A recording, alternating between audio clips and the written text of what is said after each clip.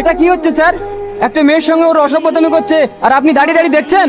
আরে বাচ্চা ছেলে একটু আরকি মেরেছে, এত রাগার কি আছে? যাও তোমরা গাড়িতে গিয়ে বসো। মধু, তোমরা বাড়ি যাও। খবরদার ওদেরকে বাড়ি পাঠাবেন না।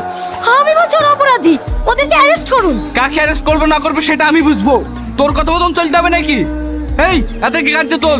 অবশ্যই তুলতে হবে, ওদেরকে অ্যারেস্ট না করলে আমরা গাড়িতে উঠবো না। তুই আমার মুখের উপরে কথা বলছিস? চো গাড়িতে। এই তোর গায়ে হাত দিলি কেন?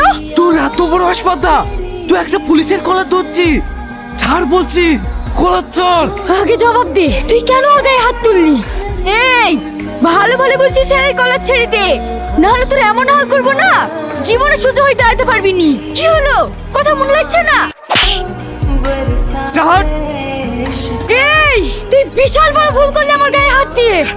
তুই আমাকে চিনিস না, কালকের মধ্যে যদি তোর বংশ আমি না ধ্বংস করতে পারি